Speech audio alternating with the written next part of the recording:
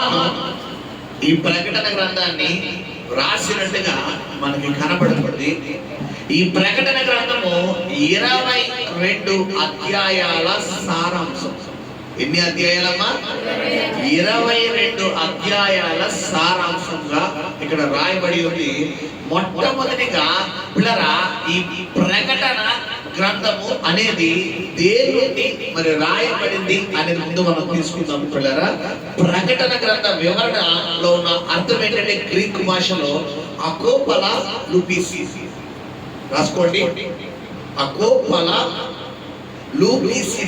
అకోపల లూపిసి ఇది గ్రీకు భాషలో ఉన్నటువంటి అర్థము. దీనికి తెలుగులో తర్జమా చేస్తే పిల్లరా తెర తొలగించడం.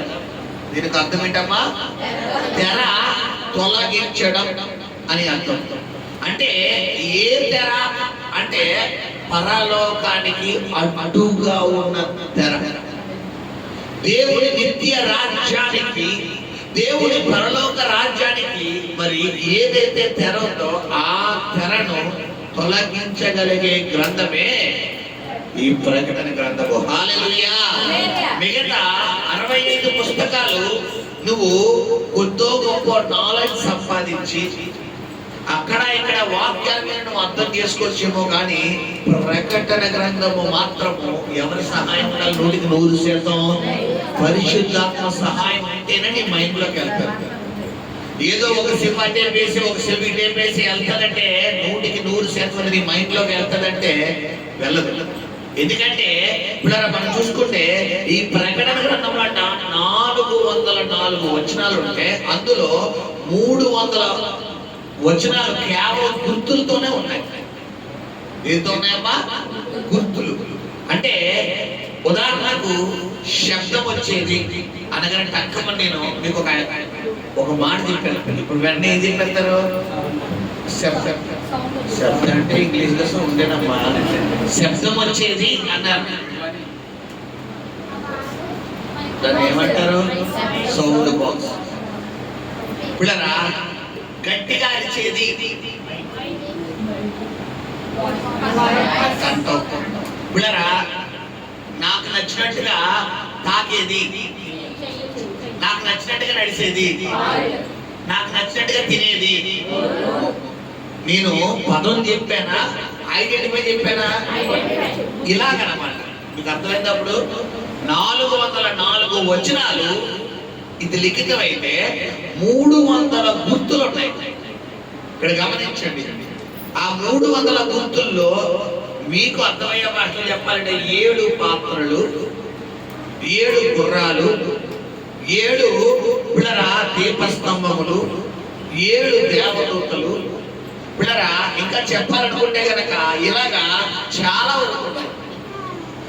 గడసర్పము, 7 గుర్రాలు, ఇలాగా 7 అన్న సంఖ్యకు బైబిల్లో మరి ప్రకటన గ్రంథంలో పిల్లరా 54 సార్లు 7 అన్న సంఖ్య రాయబడింది. ఎన్నిసార్లమ్మా? 54 సార్లు 7 అన్న సంఖ్యకు మరి రిపీట్ అయింది. ఎందుకు 7 అన్న సంఖ్యకు మరి అంతగా ప్రాధాన్యత ఇచ్చారనేది నేను ముందు ముందు మీకు చెప్పబోయేటటువంటి అంశాలను బట్టి మీకు అర్థమవుతుంది. హల్లెలూయా. అయితే ఇక్కడ గమనించండి పిల్లరా, మనం చూసుకుంటే మొట్టమొదటిగా చాలా మందికి ప్రకటన గ్రంథము అంటే భయం ఉంటుంది. అమ్మో నాకు భయం అంటారు. ఇక్కడ నీలో ప్రకటన గ్రంథము అంటే నీకు భయం వేస్తుందంటే నువ్వు రాకడానికి సిద్ధపడతలేదని అర్థం. ఒక మాటలో చెప్పాలంటే ప్రకటన గ్రంథం అంటే నీలో భయం వేస్తుంది అంటే నీలో ఏం లేదు? రాకడికి సిద్ధపాటు లేదు.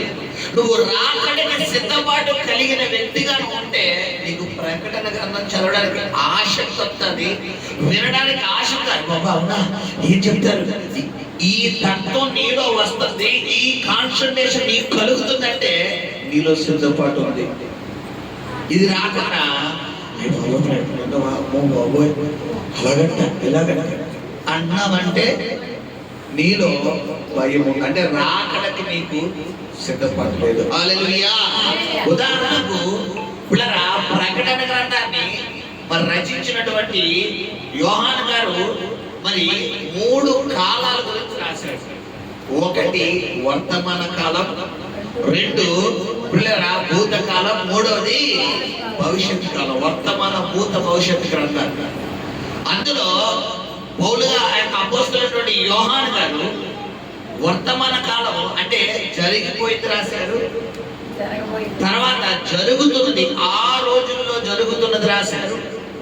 3వది ప్రస్తుత కాలంలో జరగబోయేది, దేవుని 2వ రాకడ ఎలా ఉంటుంది, రాకడికి సంఘము ఎలా ఎత్తబడుతుంది, తర్వాత దేవుని యొక్క మనుష్య కుమారుని యేసు ప్రభువు వారి లోకానికి ఎలా వస్తారు, ప్రజలందరి మీద దేవుని యొక్క తీర్పు దినం ఎలా ఉంటుంది, ఎత్తబడిన వారి పరిస్థితి ఎలా ఉంటుంది, విడవబడిన వారి పరిస్థితి ఎలా ఉంటుంది, సిద్ధపరచబడిన కన్య అంటే సంఘము యొక్క లక్షణాలు ఎలా ఉండాలి, ఇలాగా ప్రతి సబ్జెక్ట్ ని బైబిల్లో ప్రకటన గ్రంథంలో రాయడం జరిగింది. హల్లెలూయా.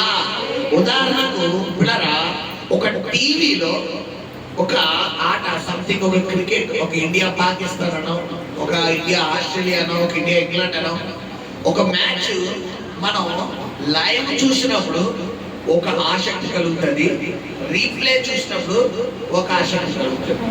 కారణం ఏంటి ఏమన్నా చెప్పగలరా? లైవ్ చూస్తే పిల్లరా ఎక్సైట్మెంట్ కూడా, అంటే 6 బాల్కి 20 కొట్టాలి. ఇది లైవ్. 6 బాల్కి ఎన్ని కొట్టాలి? 20 కొట్టాలి. ఇప్పుడు ఫస్ట్ బాల్ సింగిల్ ఇచ్చాడు, సెకండ్ బాల్ 2D ఇచ్చాడు, ఇంక ఎన్ని కొట్టాలి? 4 బాల్కి 17 కొట్టాలి. ఇప్పుడు థర్డ్ బాల్ 4 కొట్టాడు, ఇప్పుడు ఎన్ని కొట్టాలి? ఇంకా 13 కొట్టాలి. ఇంక ఎన్ని బాల్ ఉన్నాయి? 3 బాల్ ఉన్నాయి. ఇప్పుడు ఖచ్చితంగా 2 6లు వేయాలి, ఒక 4 వేయాలి. అలా అయితేనే మ్యాచ్. ఇప్పుడు మనం అప్పుడు దాకా అన్న వాళ్ళు 3 బాల్కి ఎన్ని కొట్టాలి? 17 రన్స్, 16 రన్స్ కొట్టాలి. 3 బాల్కి 16 రన్స్ ఖచ్చితంగా ఎన్ని పడాలి? కనీసం 3 బోర్లు పడినా కూడా మ్యాచ్ విన్ అవుతుంది. ఇప్పుడు ఖచ్చితంగా ఎన్ని 6లు పడాలి? 2 6లు పడాలి, ఒక 4 పడాలి. కాబట్టి 2 6లు వేసిన తర్వాత కూడా మా మ్యాచ్ ఇంకా సొంతం అయిపోతుంది. Guarantee 4 వేస్తాడా, 6 వేస్తాడా, 2D వేస్తాడా? 2D వేస్తే ఏమంటే డ్రా, ఏమంటారు, డ్రా అయిపోతుంది. లేదా సింగిల్ వేస్తే, సింగిల్ కొడితే మ్యాచ్ ఓడిపోతే, 4 వేస్తే విన్ అవుతుంది. ఇప్పుడు ఆ మ్యాచ్ మనం చూసాము, విన్ అయిపోయారు. దాన్ని హైలైట్స్ చూస్తాం. ఇప్పుడు ఆల్రెడీ విన్ అయిపోయిన మ్యాచ్ ని హైలైట్స్ చూస్తే, ఇప్పుడు అది టెన్షన్ తో కూడిన మ్యాచ్ అయినా భయంతో చూస్తామా, ఎంజాయ్ చేస్తూ చూస్తామా? చెప్పాలి. ఎంజాయ్ చేస్తే కారణం ఏంటి? ఆల్రెడీ విన్ అయిపోయింది మ్యాచ్, ఇండియా నడిచేసింది. లాస్ట్ 3 బాల్స్కి 2 6లు కాదు, 3 6లు కొట్టేసింది. 14 రన్స్కి 18 రన్స్ ఇచ్చింది. ఇప్పుడు ఇండియా విన్ అని ఆల్రెడీ తెలుసు. సరే విన్ అయింది కదా, లాస్ట్ ఓవర్ చాలా క్లైమాక్స్ గా సాగింది అని ఎవరో చెప్పడంతో మనం విన్నాము. వెంటనే మ్యాచ్ హైలైట్స్ పెట్టుకుంటూ అసలు ఎలా కొట్టాడు అని నవ్వుతూ చూస్తామా లేదా? కారణం ఏంటమ్మా? విజయం. ఇప్పుడు ఎగ్జాక్ట్ గా ప్రకటన గ్రంథాన్ని కూడా పిల్లరా ఆల్రెడీ జరగబోయే దేవుడు ఎక్కడ రాసి పెట్టాడు? ప్రకటన గ్రంథంలో రాసి పెట్టాడు. కాబట్టి ప్రస్తుతం జరుగుతున్న సబ్జెక్ట్ అంతా కూడా, అంటే ప్రస్తుతం సొసైటీలో ఏం జరుగుతుంది అంతా ఎక్కడ రాయబడింది? అక్కడక్కడ భూకంపాలు వస్తాయి, రాకడక ముందు సునామీలు వస్తాయి, భయంకరమైన ఉగ్రత వస్తుంది, రాజ్యం మీదకి రాజ్యం, ప్రజల మీదకి ప్రజలు, భయంకరమైన కరువు వస్తుంది, భయంకరమైన అంతు చెక్కల రోగాలు వస్తాయి. అన్ని దేనికి సూచన? రాకడకు సూచన. అంటే ఇది లైవ్ మ్యాచ్, హైలైట్స్ చెప్పాలి. ఎవరికి హైలైట్స్, ఎవరికి లైవ్ మ్యాచ్? క్రైస్తవులకి హైలైట్స్, దేవుని నమ్మని వారికి లైవ్ మ్యాచ్. ఎందుకంటే తర్వాత ఏం జరుగుతుంది ఎవరికి తెలియదు. ఇప్పుడు వాళ్ళు అనుకుంటారు మన అంతర్వేదిలో సముద్రం 3 కిలోమీటర్లు వెనక్కి వెళ్ళిపోయింది. అందరూ ఏమనుకున్నారు, సునామీ అని చెప్తారు. క్రైస్తవుల నిరీక్షణ ఏంటంటే అప్పుడే రాదు, రాకడకు ముందు పిల్లరా ఇప్పుడు సునామీ వస్తే మనుషులందరూ ఏమైపోతారో చనిపోతారు. ఇక్కడ ఇంకా సంఘం సిద్ధపడకుండా సునామీ ఎందుకు వస్తుంది? సిద్ధముడు ప్రకృతి అంటే ఎవరి కంట్రోల్లో ఉంది? దేవుడి స్వాధీనంలో ఉంది.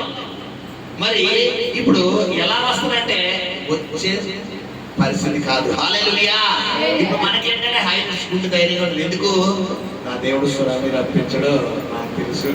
ఇప్పుడు ఆ టీవీ చూసిన వాళ్ళందరూ ఎలా ఉంటారంటే అయ్య బాబాయ్ అర్జెంట్గా అంతలేదు రాత్రి తల కప్పలేసి ఆ టీవీలో వార్త వచ్చిన మరుక్షణం ఇంట్లో ఉంటాడు, ఇంకా అర్జెంట్గా అంతర్వేది విడిచిపెట్టి దూరంగా పోతాడు.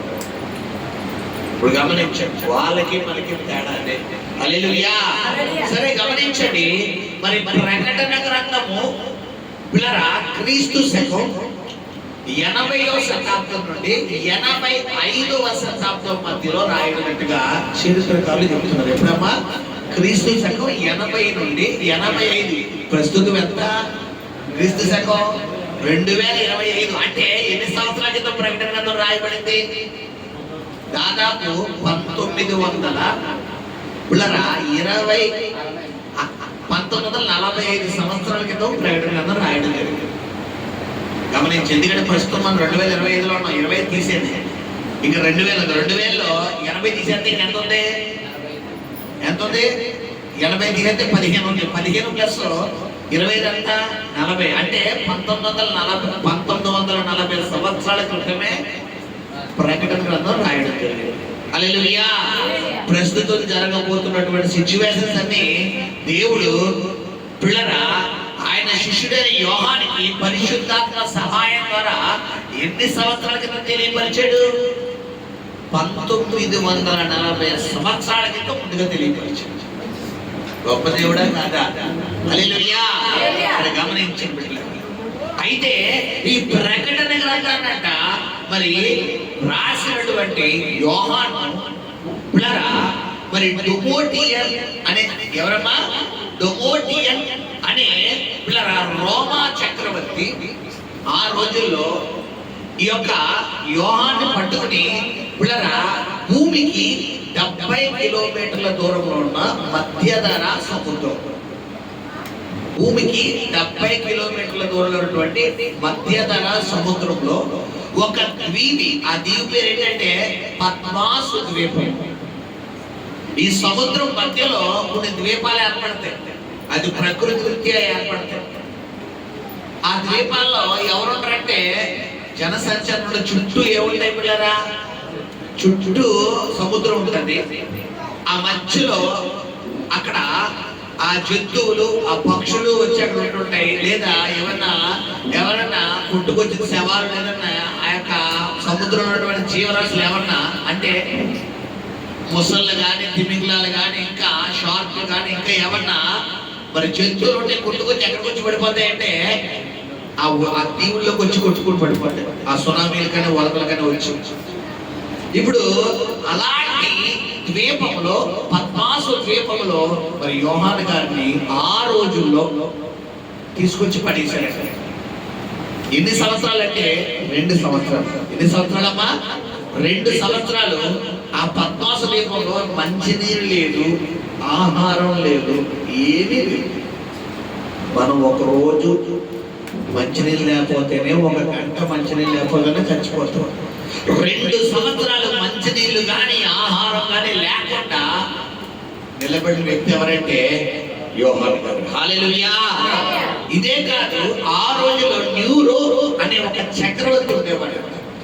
ఆ చక్రవర్తి ఈ క్రైస్తవులు అంటే ఎవరైనా క్రీస్తును అంగీకరిస్తే వారినంట పిల్లరా కొబ్బరి చెట్లు వట్టి పెద్ద పెద్ద చెట్లు, తాడి చెట్లు కానీ కొబ్బరి చెట్లు కానీ వాటికి తాడు కట్టి ఈ మనిషిని కాళ్ళను ఏలాడదీసి ఒక కోడిని ఆ చికెన్ షాప్ లో ఎలా ఏలాడేస్తారు, మెడను ఏలాడేస్తారు, అలాగే మనిషి కాళ్ళను ఏలాడదీసి ఆ మనిషి బాడీ అంతా తైలం అంటే కొబ్బరి నూనె వేసి నిప్పలిగించి కాళ్ళలో ఆ కాళ్ళకు మండి ఆ బాడీ అంతా మండిపోతుంటే అలా వేస్తున్న కేకలు విని ఇలా ఆహ్లాదంగా మరి ఎంజాయ్ చేసేవారు ఆ రోజు.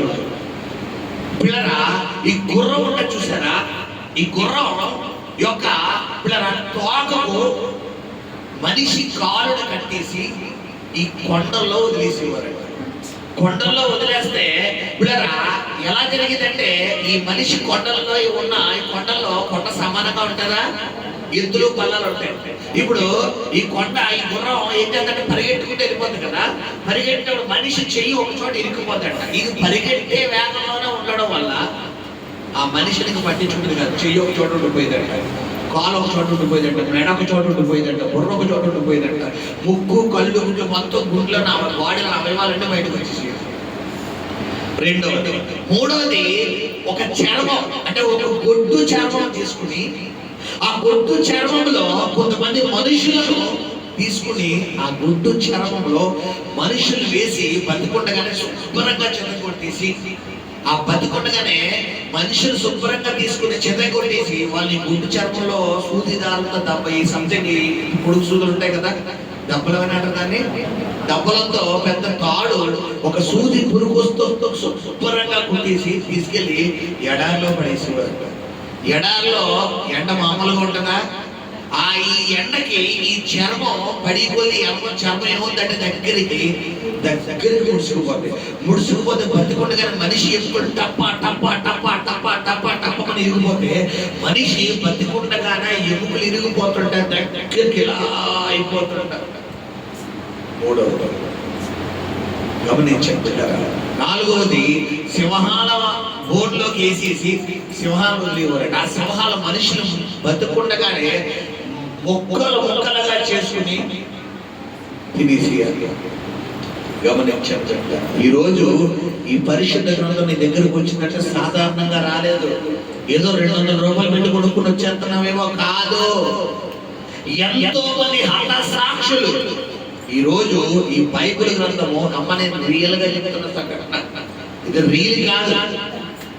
మన పూర్వీకుల్లో క్రీస్తు శకం 33 సంవత్సరాల 33.5 సంవత్సరాలు యేసు ప్రభు వారు ఈ లోకంలో జీవిస్తే 33.5 నుంచి స్టార్ట్ అయింది రివైవల్, అపోస్తుల పరిచర్య. అపోస్తులు మరి అపోస్తుల కార్యంలో మొదటి అధ్యాయంలో యేసు ప్రభు వారు అంటారు, నా వాన వినిన వాగ్దానం కొరకు మీరు భూ దిగంతాల వరకు ఎలా వెళ్ళమన్నాడు ఆయన, సాక్షులుగా వెళ్ళమన్నాడు. అందుకు గాను అపోస్తులైనటువంటి 11 మంది, ఎందుకంటే 12వ ఇస్కరియోతు ఏమైపోయాడు, చనిపోయాడు. 12వ ఇస్కరియోతులో ఎవరు పెట్టారు, మత్తయిని పెట్టారు. ఇప్పుడు ఆ 12 మంది కూడా పిల్లరా గమనించండి, మరి ఇక్కడ మరి దేవుని సువార్తను ప్రజల్లోకి తీసుకెళ్ళడం జరిగింది. హల్లెలూయా. మరి అలాగా ఈ సువార్త పరిచర్య ప్రజల్లోకి వెళ్ళేది. అలాంటి పరిస్థితుల్లోనే ఈ డుమోటియల్ అనే చక్రవర్తి మరి ఆ రోజుల్లో రోమా ప్రభుత్వాన్ని పరిపాలిస్తున్నటువంటి ఆ రోజుల్లో మరి ప్రియులారా ఈ యొక్క యోహాను పట్టుకుని ఏ ద్వీపంలో వేసాడన్నాడు, పద్మాసు ద్వీపంలో వేయడం జరిగింది. హల్లెలూయా. సరే, ఈ యొక్క ప్రకటన గ్రంథాన్ని మనము ఒక హిస్టరీగా మనం తీసుకుంటే దీంట్లో 3 భాగాలు ఉన్నాయి. మొట్టమొదటిది కర్త, మొట్టమొదటి ఏంటమ్మా కర్త, రెండవది ముగింపు, మూడవది హీరో. నేను ఒక సబ్జెక్ట్ రూపంలో మీకు చెప్పాలని ఆశపడుతున్నాను. మొదటి కర్త. కర్త అంటే ఏంటి, క్రియేటర్ అంటే పని చేసేవాడు. రెండవది ముగింపు, అంటే దేనికి ముగింపు, ఈ ప్రపంచానికి ముగింపు, ఈ లోకానికి ముగింపు, దేవుడు సువార్తకు ముగింపు. దేవుడు ఈ లోకానికి ఇచ్చినటువంటి మరి పాపానికి ముగింపు, సాతానికి ముగింపు, అపవాది క్రియలకు ముగింపు, సమస్తానికి ముగింపు.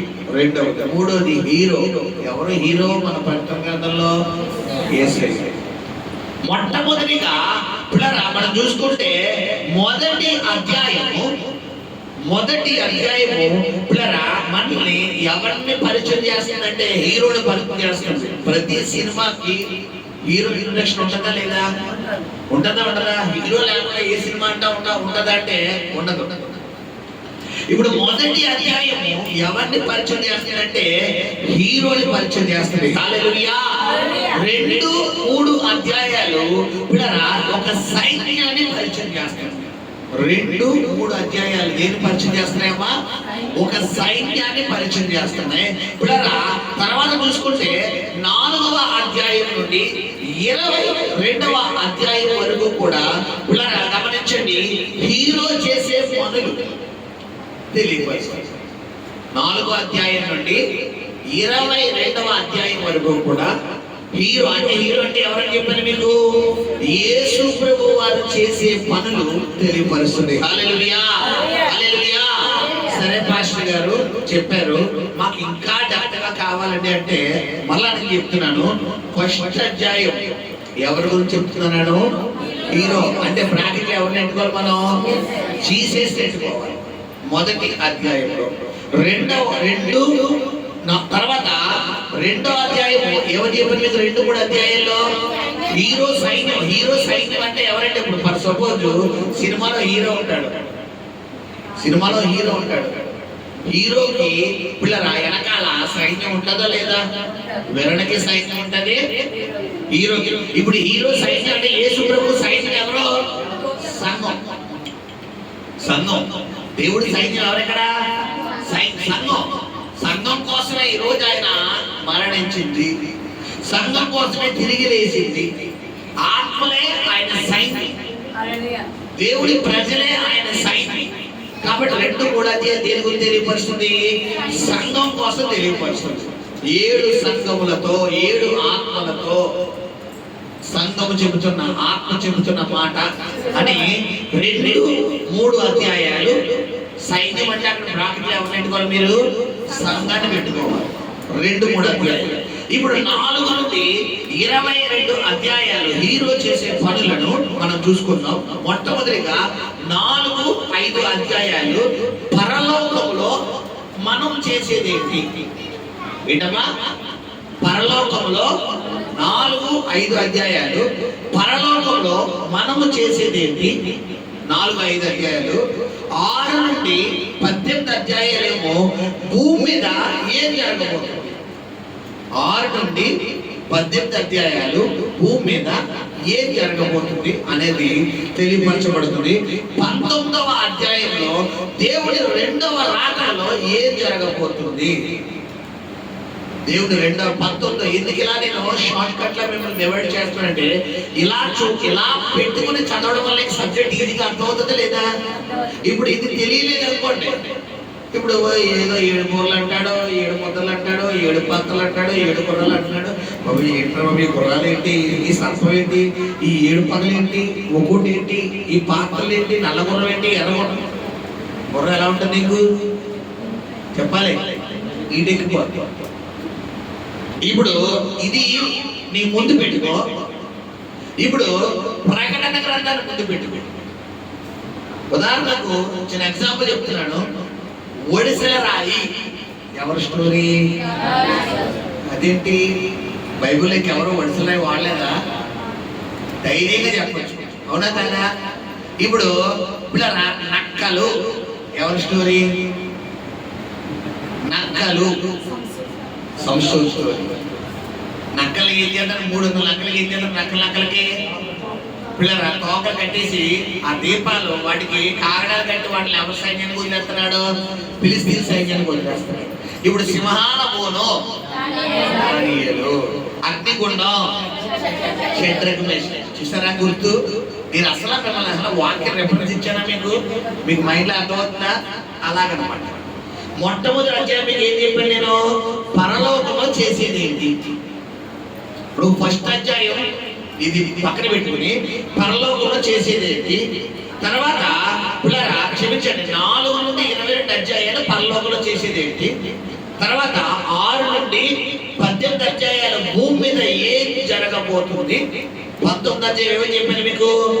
2వ రాకడలో ఏం జరగబోతుంది. అండ్ 20 నుండి 22 అధ్యాయాల్లో దేవుడి యొక్క నిత్యత్వంలో ఏం జరగబోతుంది. హల్లెలూయా. అంటే పరలోక రాజ్యంలో ఏం జరగబోతుంది. గమనించండి. హల్లెలూయా.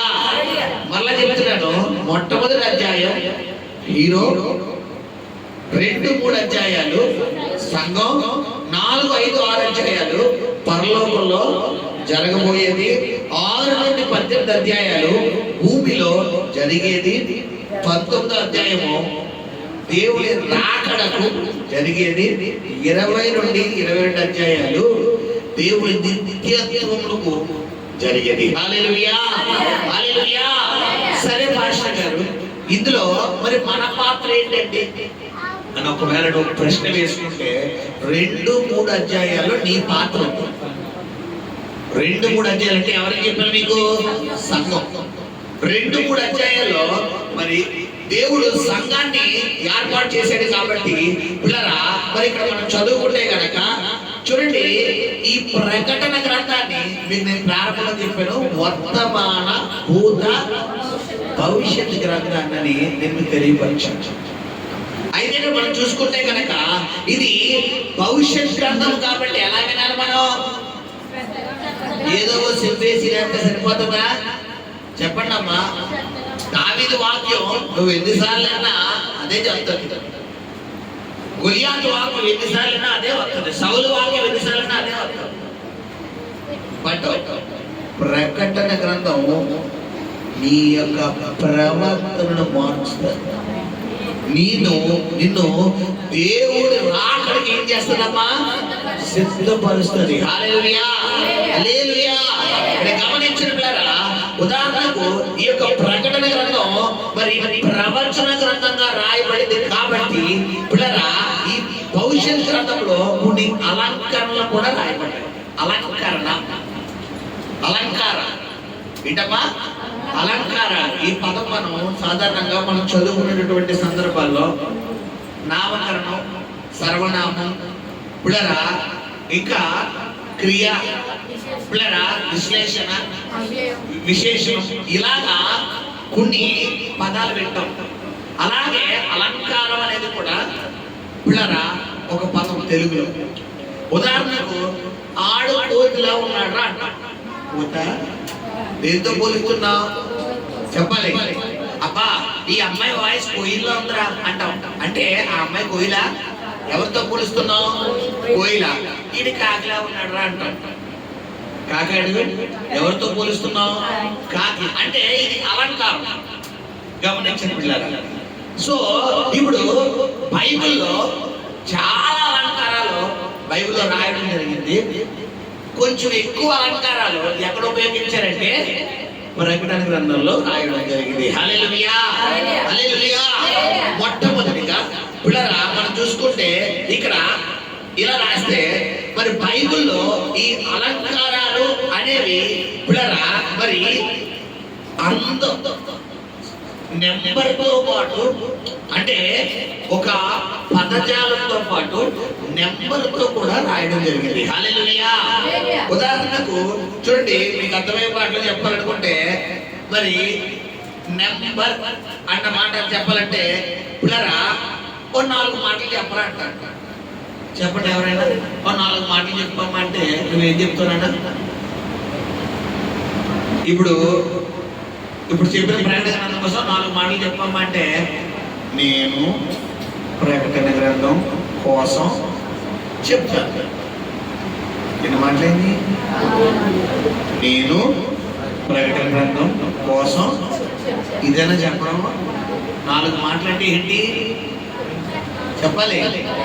కొంచెం చెప్పాలి అర్థం. 4 మాటలు చెప్తారు. ఇప్పుడు మన ఎవరో పలానా సహోదరుడు వచ్చి పలానా సహోదరు వచ్చి ఇప్పుడు ఈ రోజు పలానా వాళ్ళు బర్త్డే కాబట్టి ఇదిగో బ్లెస్సింగ్ కోసం 4 మాటలు చెప్పాలి.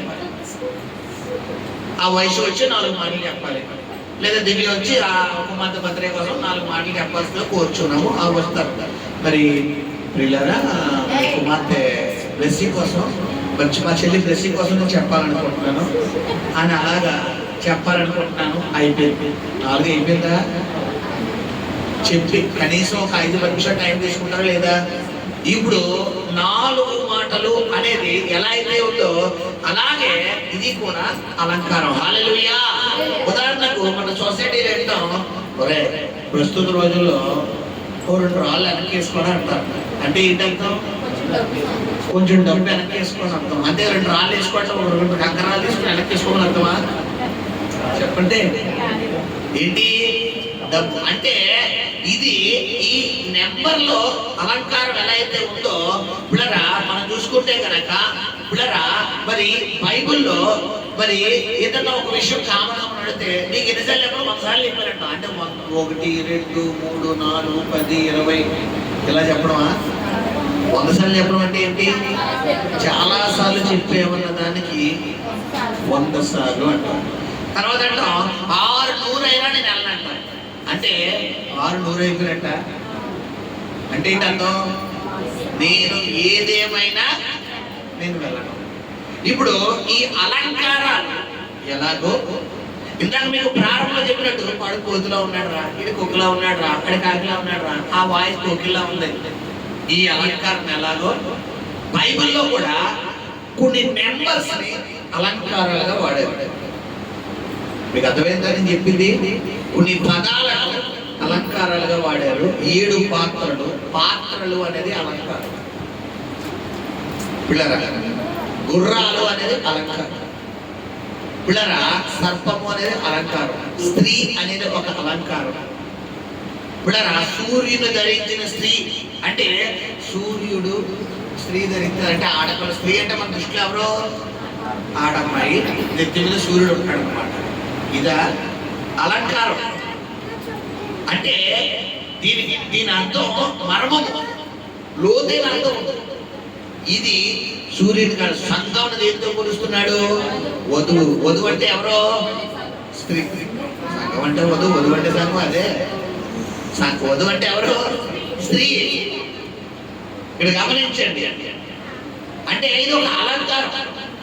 చెప్తాం కదా మిగతా 65 గ్రంథాలు నువ్వు ఎలా చదివినా కానీ ప్రకటన గ్రంథం మాత్రం అన్ని జాగ్రత్త పెట్టుకోవాలి.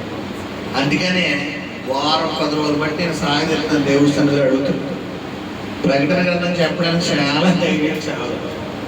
ఉదయం నుండి ఏం తీసుకోవాలి? కేవలం ప్రకటన 23 శుక్రవారాలు. ఈ రోజు ఫస్ట్ అధ్యాయం చెప్తాను. ముందు మీకు ఇంట్రడక్షన్ ఇవ్వాలి కదా.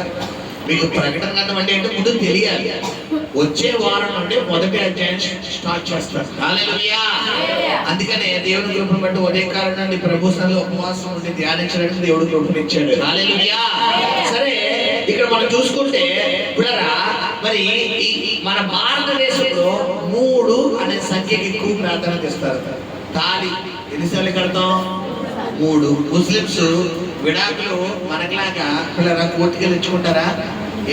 ఏమంటారు తెలుసాలో? 3 సార్లు తల కరగానే డైవర్స్ అయిపోతుంది.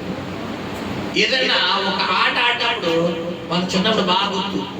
ఒక ఆట ఆడతాం, ఓడిపోతాం, ఇంకొకసారి అంటాం, రెండోసారి ఇచ్చిన మళ్ళా ఓడిపోతాం. ఇప్పుడు ఏమంటాం? ముచ్చటగా. అంటే ఈ 3 అనే సంఖ్యకు మన భారతదేశంలో ఎంత ప్రాధాన్యత ఉందో, పరిపూర్ణత ఉందో, యూదులలో 7 అన్న సంఖ్యకు పరిపూర్ణత ఉంది. మీరు గమనించండి. మన భారతదేశంలో 3 అన్న సంఖ్యకి ఎంత పరిపూర్ణత ఉందో. ఉదాహరణకు ఎవరికన్నా పళ్ళు ఇవ్వాలంటే ఒక 5 రకాల పళ్ళు ఇవ్వాలంటారు. 5 రకాల పళ్ళు ఇవ్వాలంటే ఒక యాపిల్స్కాయ, ఒక దానిమ్మకాయ, ఒక బొబ్బాస్కాయ, ఒక అరటిపండు. ఈ 5 రకాలు కాదు. నీకు ఉన్నంతలో అయ్యో 3 ఇయ్యో 3 ఇయ్యో 3 ఇయ్యో 3 ఒక డజన్ తీసుకుని ఇవ్వాలంట. 5 రకాలంటే 5 యాపిల్ పండు ఒకటి, దానిమ్మ పండు ఒకటి, కమలా పండు ఒకటి, బత్తాయి పండు ఒకటి, ఇంకో పండు ఒకటి కాదు. ఇది చెప్పారు కదా, ఒక ఫర్ ఎగ్జాంపుల్ తీసుకుంటున్నారు. అలాగే పిల్లరా ఈ ప్రకటన గ్రంథంలో మరి మనం చూసుకుంటే కనుక ఒక్కొక్క దానికి ఒక్కొక్క ఉపమానాన్ని పిల్లల ఒక అలంకారాన్ని దేవుడు ఏర్పాటు చేయడం జరిగింది. హల్లెలూయా. ఉదాహరణకు మరి మన యూదులలో మన భారతదేశంలో మీకు చెప్పాడు కదా 3 అన్న సంఖ్యకి ఎలా ప్రాధాన్యత ఇచ్చాడో, ప్రకటన గ్రంథంలో పిల్లరా మరి ఆ రోజుల్లో యూదులలో 7 అన్న సంఖ్య పరిపూర్ణ సంఖ్య కాబట్టి 7 పాత్రలు, 7 కూరలు. 7 ఆత్మలు. ఇక్కడ 7 బోర్లు అంటే 7 కాదు. 7 అంటే ఏ సంఖ్య చెప్పాను మీకు? పరిపూర్ణం. మనకి 3 ఎలా పరిపూర్ణమో వారికి 7 అనేది పరిపూర్ణం. అంటే పరిపూర్ణ అంటే కంప్లీట్, ఫినిష్. 7 ఆత్మలు అంటే పరిపూర్ణమైన ఆత్మ. 7 బోర్లు అంటే పరిపూర్ణమైన, ఫినిష్, పూర్తి అని అర్థం. హల్లెలూయా, హల్లెలూయా. కాబట్టి బైబిల్లో మరొక సంఖ్య కూడా ఎక్కువ చూస్తాం ప్రకటన గ్రంథంలో. అదే సంఖ్య అంటే 12. 12 సింహాసనాలు. 12 సంఖ్య, 12 గోత్రాలు. ఇలాగా 12 సంఖ్య కూడా ఎక్కువ ప్రాధాన్యత ఇస్తాం. హల్లెలూయా. అయితే గమనించండి, మొట్టమొదటిగా పిల్లరా ఇక్కడ చెప్పేటటువంటి విషయం ఏంటంటే 2-3 అధ్యాయాల్లో ఈ 7 అన్న సంఖ్యకు ఎక్కువ ఉపయోగించారట. ఎన్ని అధ్యాయాల్లో? 2-3 అధ్యాయాల్లో ఈ 7 అన్న సంఖ్యను ఎక్కువ ఉపయోగించడం జరిగింది. హల్లెలూయా, హల్లెలూయా, హల్లెలూయా, హల్లెలూయా. ఉదాహరణకు మనం ప్రకటన గ్రంథంలో చూసుకుంటే ప్రారంభ అధ్యాయంలో 7 సంఘాలకు ఆత్మ చెబుతున్న మాట 7 ఆత్మలు, 7 బోరలు. ఇలాగా 7 అనేది మొదటి 2 అధ్యాయాలు ఎక్కువ మనకి, 2-3 అధ్యాయాలు ఎక్కువ మనకి రిపీట్ అవుతుంది. హల్లెలూయా, హల్లెలూయా. తర్వాత ఈ యొక్క 7 సంఘములకు అన్న మాట అంట ఆ రోజుల్లో పిల్లరా బిథేనియా అనే ప్రాంతము. ఏ ప్రాంతం అమ్మా? బిథేనియా అనే దేశంలో ఈ 7 సంఘాలు ఉన్నాయి ఆ రోజుల్లో. ఆ రోజుల్లో నేను చెప్పాను కదా, ఇది ఏ గ్రంథం? భూత, వర్తమాన, భవిష్యత్తు. వర్తమానం అంటే జరుగుతుంది. ఆ రోజుల్లో బిథేనియా అనే ప్రాంతంలో ఈ 7 సంఘాలకు అపోస్తలుడైనటువంటి యోహాను 7 పత్రికలు రాస్తున్నాడు. ఈ 7 సంఘాలకు 7 జబ్బులు ఉంటాయి. ఒక్కో సంఘానికి ఒక్కో జబ్బు, ఒక్కో సంఘానికి ఒక్కో జబ్బు. అందులో ఒక సంఘం పేరేంటి? ఎఫెసు. 2 సంఘం పేరేంటి? పెర్గమ. 3 సంఘం పేరేంటి? స్మరణ. 4 సంఘం పేరేంటి? తుయతర. 5 సంఘం పేరేంటి? లవోదికీయ. 6 సంఘం పేరేంటి? సార్దీస్. 7 సంఘం పేరేంటి? చెప్పాలి. ఇలాగా 7 సంఘాలకు ఆత్మ చెబుతున్న మాట పిల్లల చెవి గలవాడు వినును గాక అని 7 సంఘాలతో మరి ఆ రోజుల్లో అపోస్తలుడైనటువంటి యోహాను పరిశుద్ధాత్మ దేవుడు ఆ రోజుల్లో రాశాడు. మీకు ఒక డౌట్ రావాలి, మాస్టర్ గారు ఆ రోజుల్లో సంఘానికి రాసిన పత్రిక మనకెందుకండి అని. అవునా కదా? ఇది ఏ గ్రంథం అని చెప్పాను మీకు? ప్రకటన, భూత, వర్తమాన, ఇది భవిష్యత్తు గ్రంథము. కాబట్టి ఆ రోజుల్లో 7 సంఘాలతో మాట్లాడినటువంటి అదే పరిశుద్ధాత్మ దేవుడు ప్రస్తుత సంఘముతో కూడా ఏం చేయగలైనా మాట్లాడగలడు. హల్లెలూయా, హల్లెలూయా. మీకు ఉదాహరణకు జెండు బాబు అనగానే టక్కుమనంతా చెప్తారు. దేనికని? తలపు.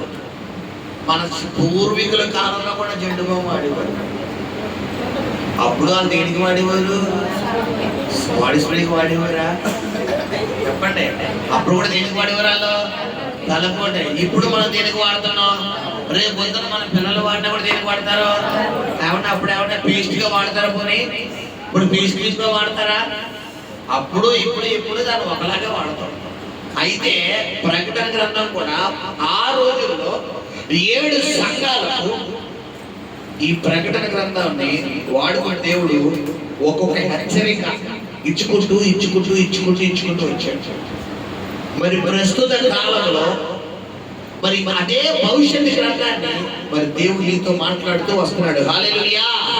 ఉదాహరణకు పిల్లరా ఈ యొక్క 7 సంఘాలతో దేవుడు మాట్లాడుతున్నప్పుడు మరి ఒక్కొక్క సంఘానికి ఒక్కొక్క సమస్య ఉందని చెప్పాను కదా. ఈ సమస్యను మనం ఇంగ్లీష్ లో చూసుకుంటే ప్రాక్టికల్ అంటాం. దీన్ని ఇంగ్లీష్ లో ఏమని తర్జుమా రాయబడింది అంటే ప్రాక్టికల్ అని రాయబడింది. హల్లెలూయా. అంటే ఒక సమస్య, అసలు సమస్య ఏంటి, సమస్యకు తగ్గ పరిష్కారం ఏంటి, మూడోది పిల్లరా మరి ఆ పరిష్కారం ఖచ్చితంగా ఉందా లేదా. మొట్టమొదటి ఏంటి, సమస్య ఏంటి, సమస్యకు తగ్గ పరిష్కారం ఏంటి, మూడోది ఆ పరిష్కారం ఖచ్చితంగా ఉందా లేదా. ఉదాహరణకు నా వాయిస్ సరిగ్గా లేదు, నాకు మైక్ కావాలి అన్నాడు. సమస్య ఏంటి ఇక్కడ, నాకు పరిష్కారం ఏంటి ఇప్పుడు మైక్. ఇది నాదైతే ఎలా ఉంటుంది ఇక్కడ, నాకు ఖచ్చితంగా ఉంటుంది. ఇది బయట నుంచి అరువు తెచ్చామనుకోండి, రాత్రి అయిపోయినంటే మళ్ళీ ఏం చేయదు. ఇది ఖచ్చితమా, చెప్పాలి సమాధానం, ఇది ఖచ్చితమా.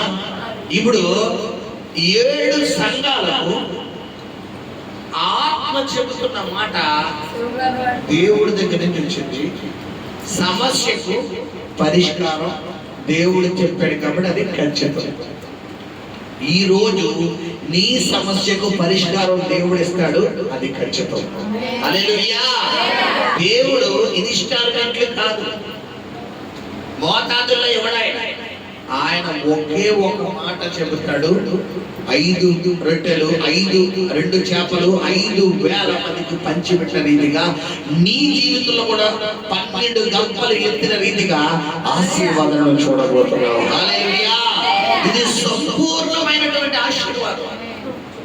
అటువంటిది దేవుడు చేస్తాడు. మొట్టమొదటి ఏమని చెప్పారు మీకు, ప్రాక్టికల్, ఖచ్చితత్వం మొట్టమొదటి. రెండోది మనం చూసుకుంటే ఇది మరి ప్రాక్టికల్ తో పాటు ప్రొఫెటికల్ కూడా. అంటే ఇది చదువుతుండగా ఎవరితో కూడా మాట్లాడుతుంది, మనతో కూడా మాట్లాడుతుంది. ప్రకటన గ్రంథం 2వ అధ్యాయంలో 4వ వచనం చూసుకుంటే, నువ్వు ఏ స్థితిలో నుండి పడితివో అది జ్ఞాపకం చేసుకుని మారు మనసు పొంది ఇక్కడ ఆగండి. ఇది యాక్చువల్లీ ఏ సంఘానికి రాశాడు అక్కడ 2వ అధ్యాయం చదువునా,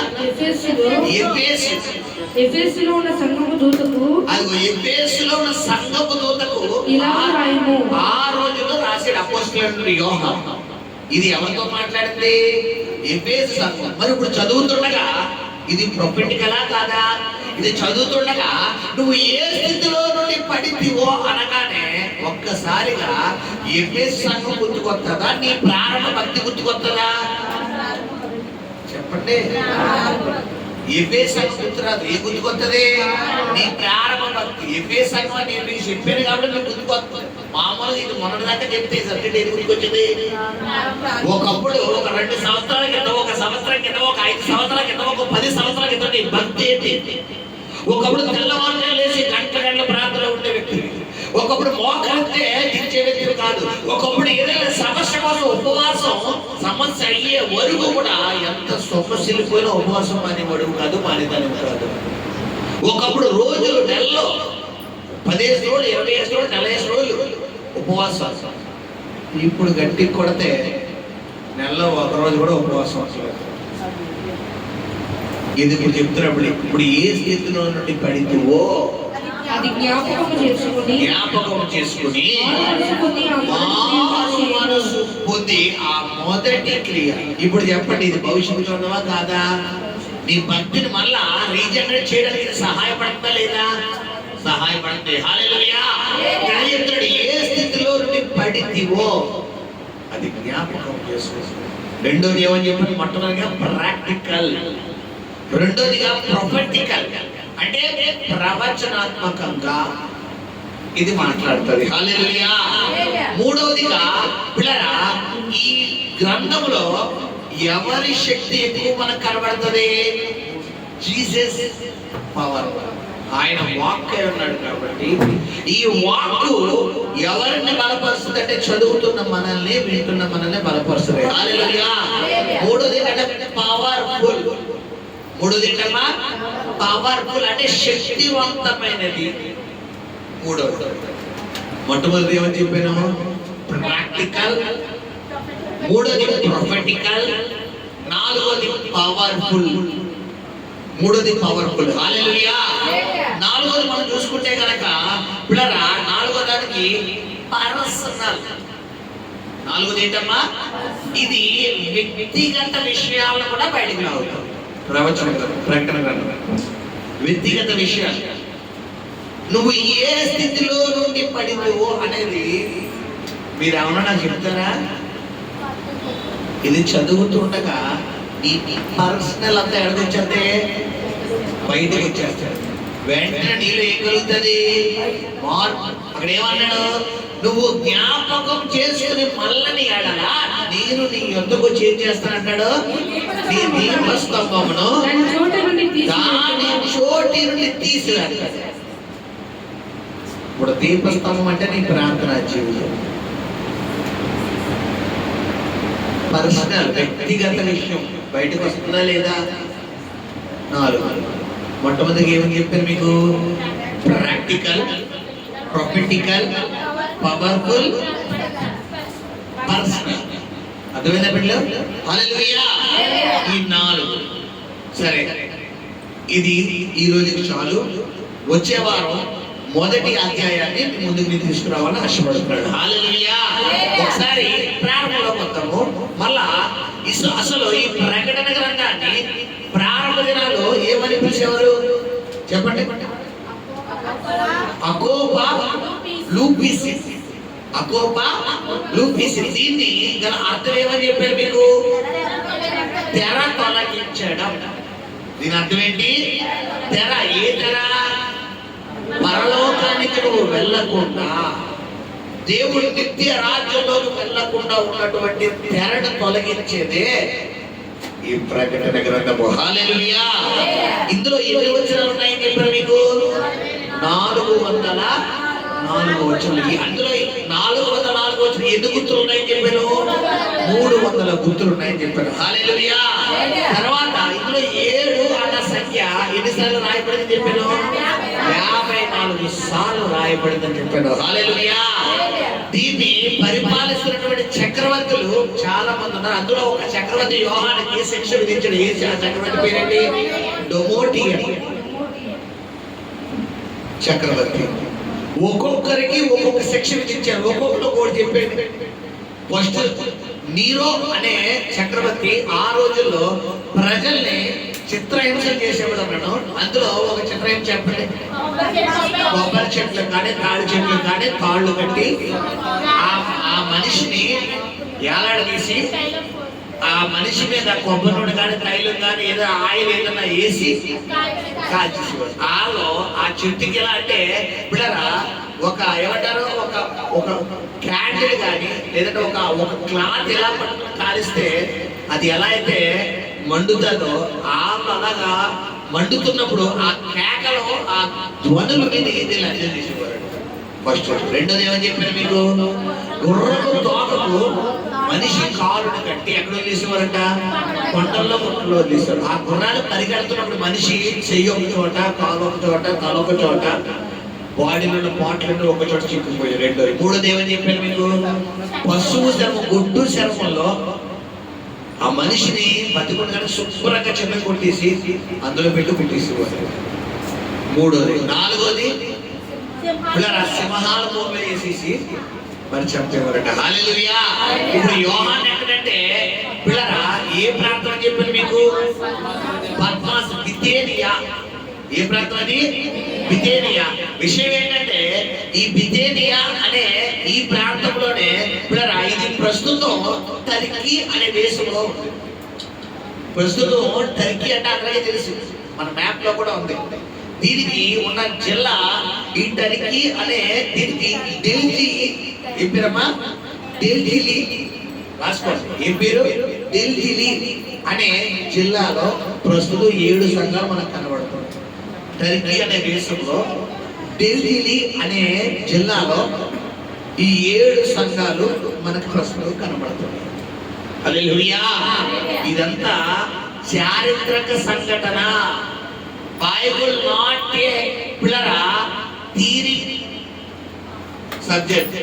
ఇది ఒక థియరీ కాదు, ఇది హిస్టరికల్ చారిత్రక గ్రంథం. ఇది చారిత్రక గ్రంథం అంటే మన పూర్వకాలంలో జరిగిన సంఘటనలన్నిటినీ కూడా కళ్ళ కట్టినట్టుగా ఉంది. అప్పట్లో ఎర్ర సముద్రాన్ని వరకు దాన్ని ఏమంటారు?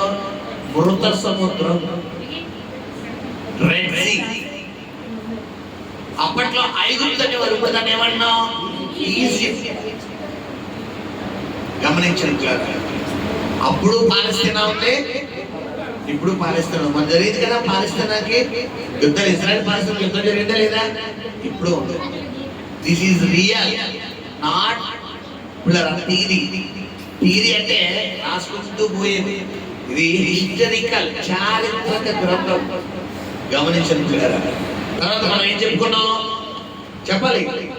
తర్వాత ఇందులో అలంకారాలు అనేవి ఉంటాయన్నారు. బైబిల్ ఒక్కొక్కటి ఒక్కొక్క అలంకారం దేవుడు ఏర్పాటు చేశాడని చెప్పారు. అందులో ప్రకటన గ్రంథం ఎక్కువ అలంకారాలు రాయబడి, ఆ అలంకారాలు ఏంటో నెక్స్ట్ వీక్ మనం చూడబోతున్నాం. ఫర్ ఎగ్జాంపుల్ ఏం చెప్పాను? వాడు కూతుగా ఉన్నాడు అంటే వాడు కూత జస్ట్ ఒక పొంతన. కుక్కలా ఉన్నాడంటే కుక్క. ఆ అమ్మాయి వాయిస్ కోకిలా ఉందంటే కోకిల, జస్ట్ పొంతన, అలంకారం. అలాగే నెంబర్స్ కూడా అలంకారం చెప్పారు కదా. గమనించండి. హల్లెలూయా. 3 పువ్వులు 6 కాయలు అంటే 3 పువ్వులు 6 కాయలా? అదొక అలంకారం. నిండు నూరేళ్ళు వందెళ్ళు అంటారు, అది అలంకారం. గమనించండి. హల్లెలూయా. అలాగే బైబిల్లో ఈ అలంకారం ఎలాగైతే ఉందో లోకంలో, మరి మన భారతదేశంలో 3 అనే దానికి ఎక్కువ ప్రాధాన్యత ఉంది. యూదుల్లో దేనికి ఎక్కువ ప్రాధాన్యత? 7. వాళ్ళు 7 అనే సంఖ్య ఎక్కువ పెట్టిస్తారు. ఎందుకు? 7వ దినం ఏంటి? విశ్రాంతి దినం, పరిపూర్ణమైన సంఖ్య. గమనించండి. ఇక్కడ 7 అనే దానికి అంత రేట్ ఉంది. హల్లెలూయా. బైబిల్ 7 అనే సంఖ్య ఎన్నిసార్లు రాయబడిందన్నాను? 54 సార్లు ప్రకటన గ్రంథంలో రాయబడింది. హల్లెలూయా. చివరిగా 4 మాటలు చెప్పాను. ఫస్ట్ మాట ఏంటి? ప్రాక్టికల్. రెండోది ఏంటి? ప్రొఫెటికల్. మూడోది ఏంటి? పవర్ఫుల్. నాలుగోది ఏంటి? పర్సనల్. ప్రాక్టికల్ అంటే ఏమని చెప్పారు మీకు? ఖచ్చితత్వం. అంటే దీంట్లో ఖచ్చితత్వం, దేవుడు ఒక సమస్య నీకు వచ్చినప్పుడు సమస్యకు పరిష్కారం, ఆ పరిష్కారానికి ఖచ్చితత్వం. మీకు చెప్పాను కదా ఉదాహరణ, నా గొంతుకు పోలేదు, నాకు అర్జెంట్గా ఏం కావాలి? ఒక మైక్ కావాలి. ఆ మైక్ నా సమస్యకి ఏంటి? పరిష్కారం. ఆ మైక్ కూడా నా దగ్గరే ఉండాలా లేదా నా ప్రార్థన అనేది వెళ్ళిపోవాలా? ఇదేంటి? ఖచ్చితంగా కన్ఫర్మ్. మొట్టమొదటి. రెండోది ఏం చెప్పాను? ప్రొఫెటికల్ అంటే ప్రవచనాత్మకమైన గ్రంథం. నీ భవిష్యత్ విషయంలో ఏదైతే జరగబోతుందో అది కూడా మాట్లాడే గ్రంథము ప్రకటన గ్రంథం. మూడోది ఏమని చెప్పాను? పవర్ఫుల్. ఈ గ్రంథం చదువుతుండగా నీకు ఏమొస్తుంది? శక్తి వస్తుంది, పవర్ వస్తుంది, దేవుడి అభిషేకం వస్తుంది. నాలుగోది ఏం చెప్పారు మీకు? పర్సనల్, నీ వ్యక్తిగతానికి సంబంధించింది. హల్లెలూయా. గమనించండి. హల్లెలూయా. కాబట్టి ఎవ్వరు కూడా మిగతా 22 వీక్స్ ఎవ్వరు మిస్ అవ్వద్దు. అసలైన సబ్జెక్టు 7 బోర్డులు, 7 పాత్రలు. మొదటి సంఘంతో ఎఫెసు సంఘంతో ఏం రాశాడు, రెండవ సంఘంలో ఏం రాశాడు, పత్రిక ఏంటి అనేది ప్రతి సబ్జెక్ట్ ని మీ మధ్యకు తీసుకురావాలని ఆశపడుతున్నాను. వచ్చే శుక్రవారం మనం ఇందాక కళ్ళు మూసుకోండి. పరిశుద్ధము, నమ్మకము, కనికరము కలిగిన ప్రియ పరలోకపు తండ్రి, అయ్యా